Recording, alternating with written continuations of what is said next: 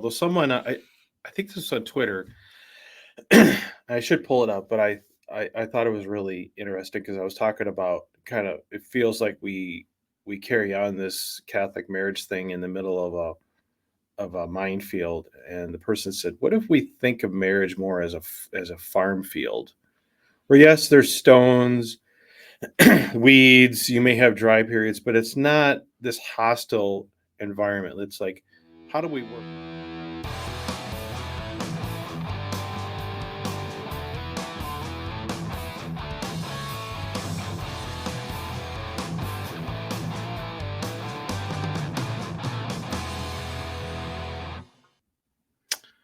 Welcome back, everyone. Craig and Jonah, finally. It's been a while. Still alive. You've been going solo for a while, during your sickness. Yeah. Well, I think you recorded 2. I did. I managed to fight my way through a couple of solo episodes that actually people like the shorter stuff. So I have to. I'll probably start doing a little more of that, but it's just not the same. Yep. Jonah, I missed you. I missed you too. Yeah. When I was in the other room, it just wasn't the same. It wasn't the same. Yep. So we were watching the Olympics the other day. Okay. And we were watching the weightlifting competition. Oh. And it was the clean and jerk. Yeah. And the kids were like, "Oh, Dad should do that." And Dolores is like, "Oh, he's pretty good at that, I think." Clean and jerk. Oh, she was done with weightlifting. Oh, God. So a bit of a low blow. Yeah. But, the kids thought I had the strength in me, and it was a fine joke. Hey, anytime my wife has enough of it on her mind to make a joke about it, I consider that a win. That is a win. Every man loves a woman with a sense of humor. Yeah. Yep. So still coughing a little bit. That was the big problem I was having is I get this damn ticklish cough, which was also it was confounding the doctors. So turns out I got bit by a rabbit tick, so I have a Lyme's disease, which I'm surprised I didn't get it sooner because I'm not, it's all over the place around here. And I'm anything but careful when I go out in the woods. So we do tick checks like crazy in our house and wear rubber boots and everything. Yeah, I don't do any of that, and obviously, and then, but this cough is not something that usually goes with Lyme disease. So I had like pounding headaches. Oh, and then I had the bad neck pain and low back pain, which made it about impossible to sleep because if I laid in one position, the back hurt. If I laid down too much, then my head throbbed. So that was like 2 or 3 days of that. And then night sweats, like my sheets and stuff would just be drenched at night. Yeah. So we did that. And then, excuse me, the cough didn't really start right away, but I started to feel a little better. And then the cough started. Excuse me. And then I thought I was on the mend, and then we were gonna record, and then I started having fevers in the middle of the day. I was like, "Oh, this is not good. Something's wrong." And so I went in, and they did a chest X-ray to make sure I didn't have pneumonia or something. Chest X-ray looked good, which that was my first time having that done, so that was kind of cool. Had to take my scapular off for that. Yeah. Excuse me. The only time you take it off? Yeah, among the few. And so went to the doctor then, and they ordered tests. All right, damn cough's coming back. And my white blood count was way high, which is why I was feeling so bad. And so the doctor called yesterday and said, "Yep, you definitely got Lyme's disease. You may still have something else like West Nile, some weird thing, but you definitely have Lyme." So they started treating that. And so she said, "How you feeling today?" I'm like, "Actually, I'm kind of feeling back to normal." She's like, "Really?" So the day before, it had been a long time since my wife had been able to do anything. almost How long? Almost 3 weeks. It's a long time. I know. The trads be like, oh, that's nothing. But yeah, the ones on Twitter at least. yeah, they're very empathetic people. Yeah, especially you went all Will Smith on that guy the other day. Keep your name out of his mouth. Yeah, that's right. And he took the post down. Yeah, I did not give up. So so anyway, it'd been 3 weeks in our we actually had kind of a longer infertile window this cycle than we normally get. Which is then you're sick. Just a little salt on my wounds. Yeah. Like it wasn't just like 5 days, like we had like 7 or 8 days available. Which is a long time for us. The Marquette method is usually pretty stingy. So of course I got sick right at the beginning of that. And so not that I felt really like doing anything, but you're just in the back of your mind, you're like, the clock is ticking, like just pissing days away. Yeah. So we get towards the end, and I was talking to my wife about what it looks like to get active again. We actually had a fight about that. Now, in fairness to her, I brought it up while I was literally in the kitchen, like pouring down with sweat. So it wasn't even like I was thinking about that day. I was just trying to think ahead, like in mentally. the future, like what the conditions look like. Yeah. Is it possible that things could get good enough where she would be comfortable? You wanted to list off criteria like no fever. Yeah. No nights. Yeah, like what check boxes do I have to do? Just have something to look forward to. Yeah, like is this possible, or should I just go into that shutdown mode of just well, there's no hope. Right.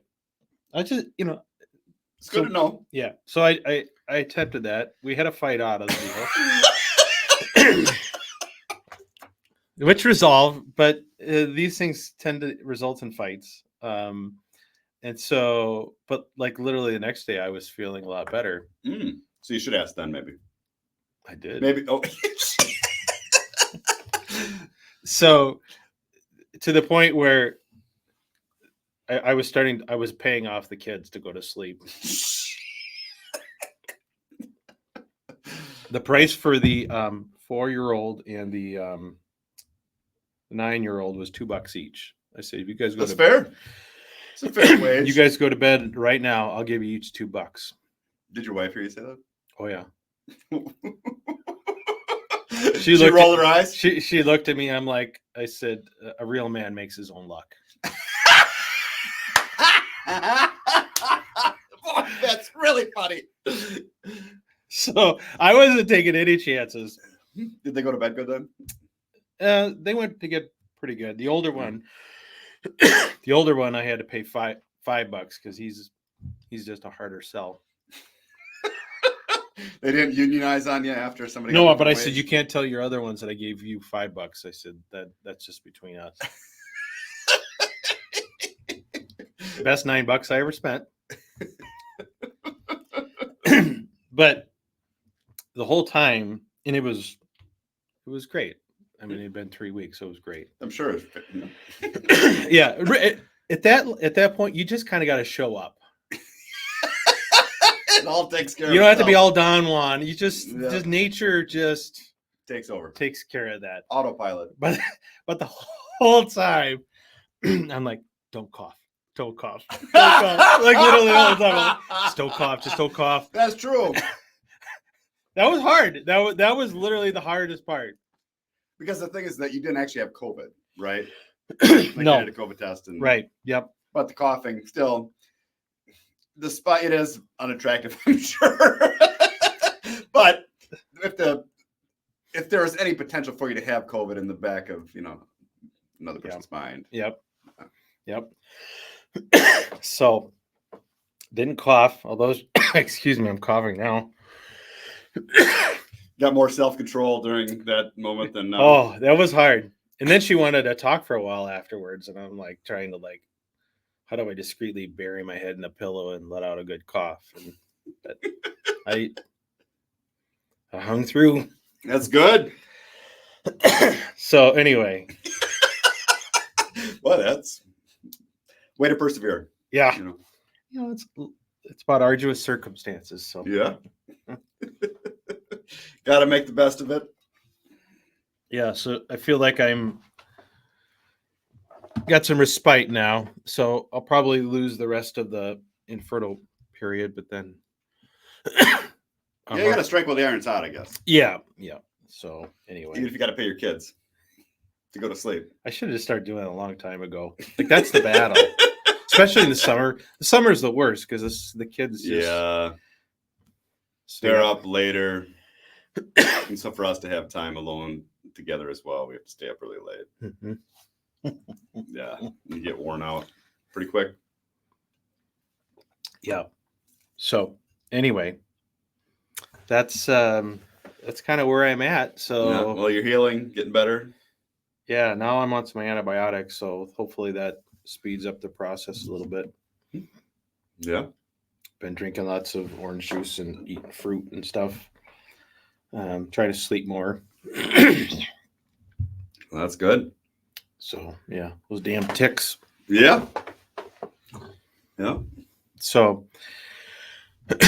here's a few things we got coming up, and I'll relieve you guys of this coughing. But so we have so this episode I think will come out this coming Sunday. So next week we are interviewing a priest. I think he's from Boston who has a radio show. Who has been listening to our show and commenting and has offered to answer some of the hard questions that I think we have brought up on the show. Mm-hmm. So I'm That's great. Curious. Looking forward to it. Yeah, I'm looking forward to that. I think he's looking forward to it. He appreciates the concepts of things that we deal with here and try to talk about in a very real way. Mm-hmm. So I'm really looking forward to that episode and hopefully more of an ongoing dialogue because he and I message back and forth and I bounce some things off and he kind of round tables it with some priests. So kind of that's interesting. Yeah. So I'm looking forward to that. I don't know how much clarity we'll actually have out of that because my sense is that priests maybe by nature have to be somewhat guarded about how they Makes answer sense. things. For people that are struggling with the particular issue that's going on, sometimes it doesn't feel all that satisfactory. But one of the things that he talked about is that we Americans, and this is very true.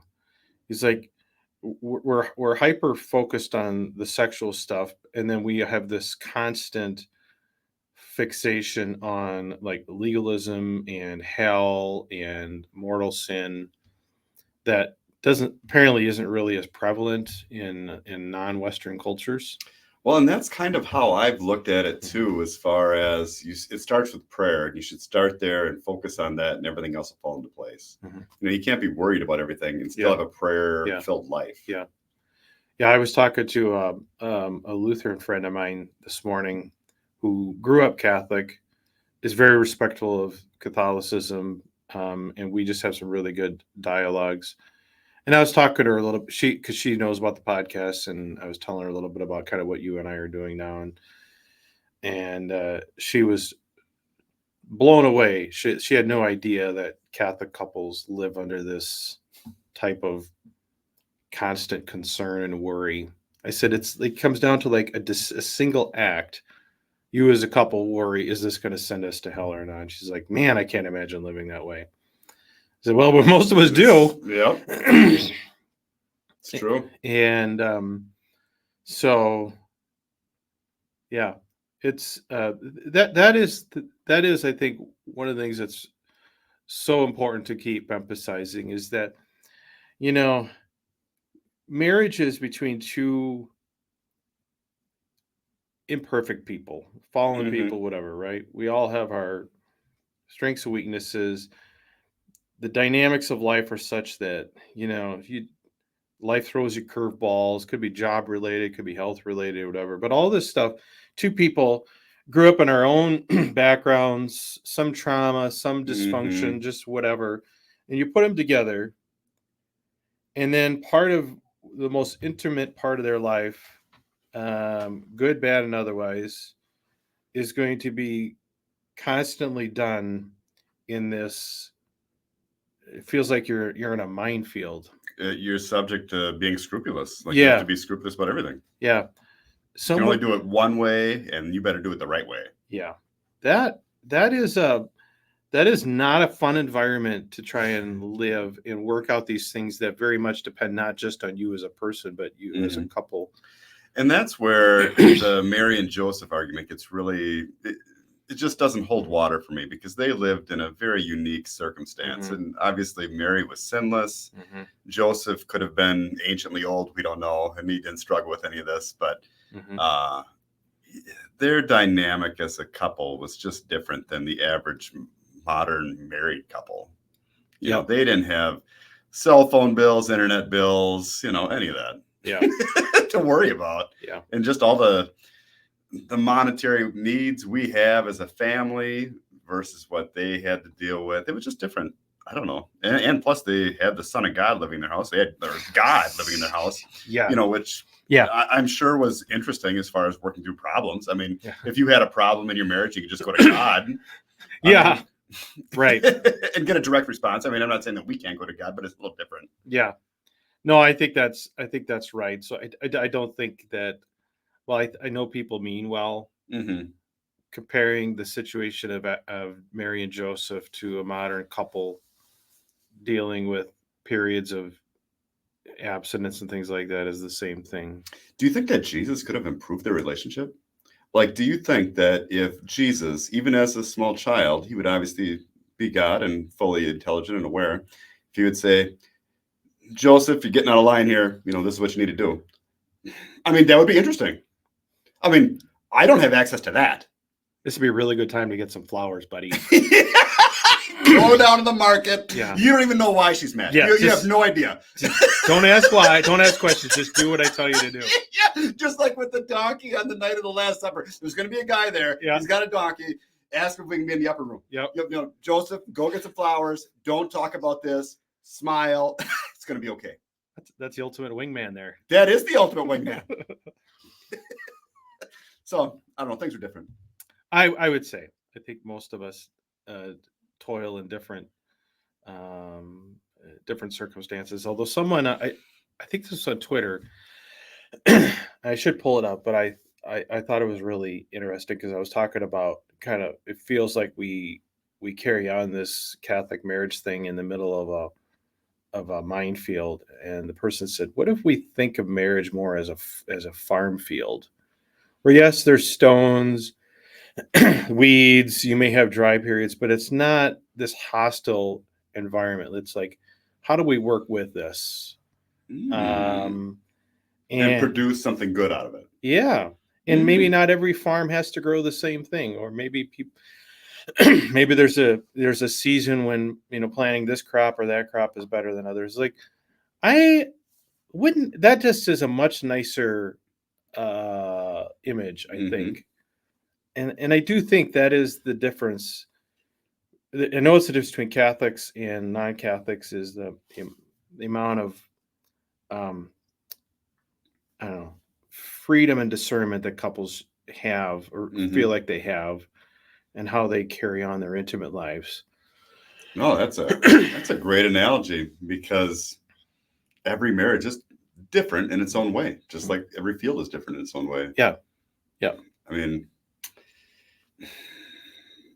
that really makes sense. Yeah. But we don't treat it that way. No, but it seems like it's like, well, here's the crops you grow. This is what you do. This is time, and how dare you don't think about doing anything different. We're going to burn the whole field down. Yeah. Just like, it seems, I don't know. I think this is something that the church somehow is going to have to grapple with, because it's the constant experience of couples where they find themselves in that kind of gray area of life where Mm-hmm. they're either, if they follow the letter of the law, they're in for just an immense amount of misery and suffering, which some will say, Mm-hmm. yep, that's what it is. And the letter of the law is something that Jesus spoke against. Yeah. Yeah. He was a spirit of the law guy. Yeah. Which I tend to be as well. Yeah. And I was talking about this with my wife the other day. We are, the rules are there to serve people. The people are not there to serve the rules. Like they're there Mm-hmm. to help us, not to cage us or whatever, and so enslave us. So I don't know.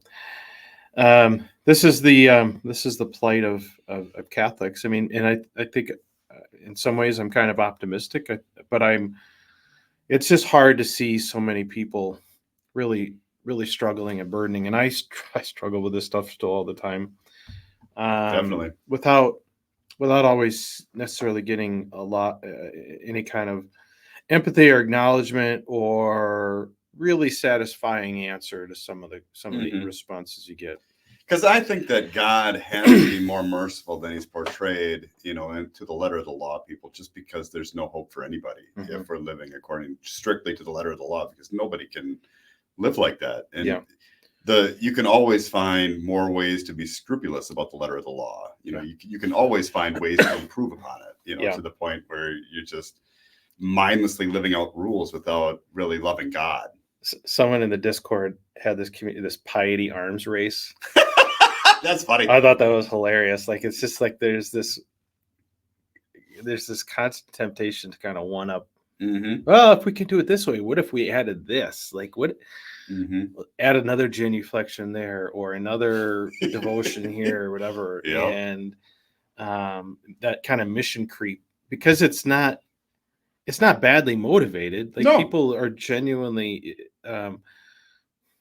trying to do good things, and you lose the ability, I think, to be like, okay, this is maybe beyond what is necessary. Mm-hmm. And I think, but it's difficult to discern that once you get in that mindset, I think. Yeah. So and before you know it, you're way off on a different path, and you're just following a bunch of rules without, doing the main purpose of those rules, which is loving God. I think it's possible, at least. Right. And I think that was the notion behind Vatican II, was the idea that we'd kind of allowed all these things to creep in over time, and it was time to kind of like open the doors and reanalyze what's really what's really necessary here. And I think hopefully maybe we can have that similar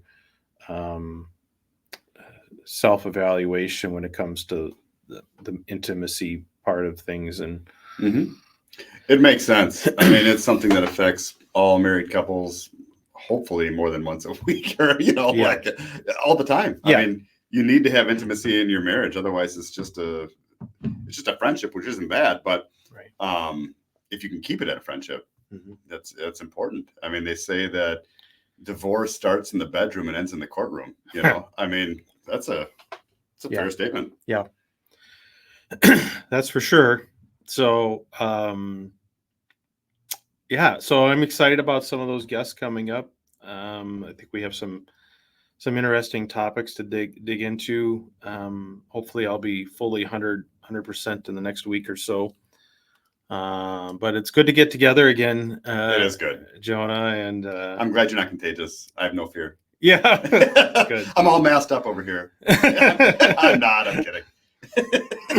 No, he's hanging out with the lepers. Yep, that's fine. Jesus did too. That's right. So I'm glad we were able to I could heal you, but well, I'll pray for you. I have confidence in the antibiotics. That is good. They'll do their thing. Yep. So anyway, well, it feels good to have gotten that together. We'll see if we have stamina to do another one. Otherwise, we'll do another one later in the week. So sounds good. All right. Let me do this here. Okay. Thank you, Jonah. Thank you, everyone, for listening. And until next time, everyone. Bye. Have a good one.